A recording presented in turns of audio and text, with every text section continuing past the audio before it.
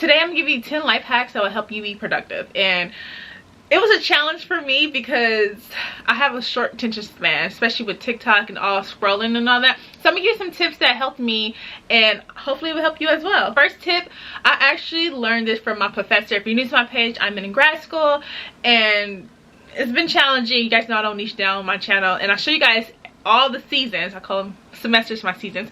So all of the seasons, and I'm on my last one. Oh my God, I'm rambling, but the first one, like I said, I learned from my professor, is called the Pomodoro technique. With this technique, you breaking everything up. That's basically what it is. So first you're gonna start off, let's say 20 to 30 minutes on a subject. Let's talk about homework or studying.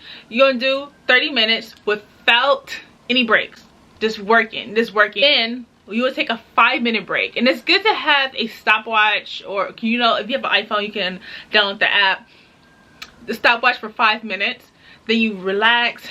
Basically don't think about anything about the work that you just did, just relax. 5 minutes, you get back to work, get back to what you were doing, whatever it was, studying or reading or whatever, what have you. You do that, and then after 15 to 30 minutes we do it again, another break. So this method helps with mental fatigue and it makes everything manageable.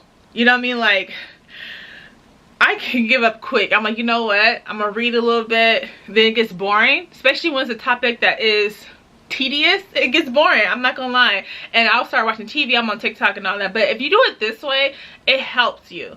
It helps with all that. Trust me. And I love doing that. First I was like, this is, you know, it's weird.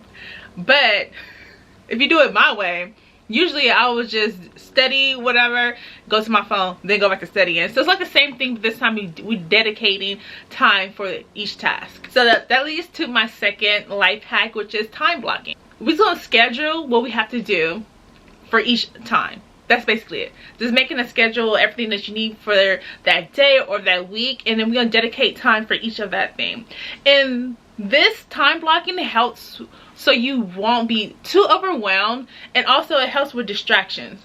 And especially the day and age that we're in now with social media, it's a distraction. And I know from personal experience, because yeah, especially when it's a topic that is boring. The third tip is the 2-minute rule.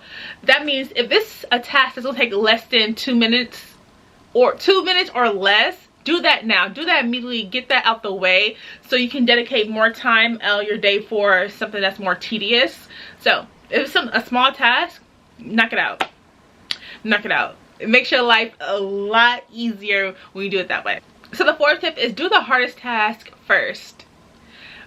I say this all the time. Like, for instance, when I go to the gym before class or before work, I feel so accomplished. This is like the same thing. Knocking out the hardest thing first so your rest of your day can be more chilled and relaxed. And I tell you this, I swear, I feel so accomplished. It's like, I don't know how to describe the feeling. Like, okay, I did a lot. Even though I just did the hardest thing, which is the gym. I know it probably don't seem as hard, but for me, going to the gym is hard. Like, working out is not hard, but getting up, getting dressed, and going to the gym is the hardest thing for me. So I should just do the hardest thing first out of your day, and so your rest of your day can be more chill, relaxed. Like, okay, I got that out the way. So the fifth life hack is batch the similar topics.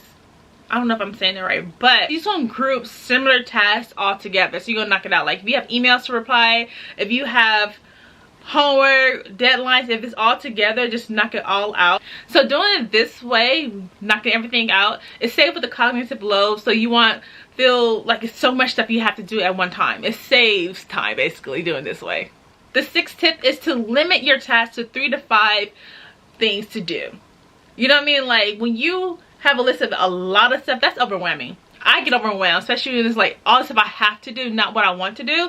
I get so overwhelmed. So if you break everything up, so like, for instance, you're going to do 3 tasks out of that long list this day, and then the following day you'll do the rest, it will help. You're not going to be overwhelmed, you're not going to be fatigued. None of that's going to happen. If you have to be organized, basically. Organize, jot down, and write everything you have to do. The seventh tip, I kind of touched on it with the last tip, but this is just jot down, journal, everything that you have to do. Okay, so when you start your day, before you get on social media, before you start whatever you have to do, write down what your task is for the day. Write it down. Write down the priorities, like how important it is. This practice help you stay grounded and you be focused on what it truly matters. My 8th tip is declutter. I know I'm the wrong person to say about anything about being decluttered, if as you can see my workspace right now. I know, but don't be like me with this tip, because this is the tip that I'm working on. Declutter, clean out, have a nice work environment. But like I said, this room is my everything, but I don't do my homework. If I edit a vlog, I don't do it in here. I'm doing it in my room. You know what I mean? Like, it's hard to explain, but it makes sense to me. But this room is a little different. So this is the workspace, this is the office, okay? But for you, declutter and clean, you can be focused on one task when you're in a clean environment, okay? And I say that this room is not messy. It looks messy, but it's my vanity. If you have a makeup area, you know how cluttered it gets. So, but like I said, I don't do all my work, like for homework and editing, I don't do it in here. This is like the studio. That was a bad tip. Was it a bad tip? So the 9th tip is to leverage any shortcuts. Like, if you know any shortcuts in doing homework assignments or any apps or anything, take advantage, okay? Take advantage of any shortcuts you have when you're completing a task. As life hack relates to the last tip I just gave you, which is leverage. So this one is take advantage of any apps that's going to help you. As in, for instance, let's talk about social media. If you're gonna be an influencer or content creator, or you just want your name out, what have you, you have to post consistently. So using the app to help you schedule posts will help you, especially be productive. You know what I mean? Like, it's something you don't have to worry about. And this is perfect for me because I am an influencer, content creator, whatever you want to call it, and also a grad student. I work and own businesses and run that. So having a scheduled post is something that I don't have to worry about, and I can still be productive with my whole day.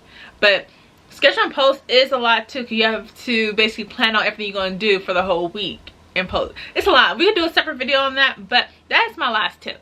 I hope my life tips were helpful for you, because being consistent is hard. It's hard to be consistent. It's hard to be productive, and I do have a problem of multitasking, and multitasking doesn't work. Let's be honest, it doesn't. It does not work. I always thought I was being productive. I'm doing this and this and this all at the same time, but it doesn't work. So doing these life hacks that I'm giving you, it helps me. I'm still working on a lot of these tips that I gave you. I'm working on, but I am doing it, and yeah, it's gonna help minimize multitasking. Cause I always thought, I'm like, oh, I'm a hustler, I'm doing this and this and this all at the same time. No, it don't work, especially when you're in grad school, because you need to give your all on one subject. Like, for me personally, I'm saying, like, I have to focus on one class at a time. I cannot do multitasking like I usually do. So yeah, I hope these tips were helpful for you like it is for me. I am working on it as well. So that's it. If you have any questions, feel free to leave them below.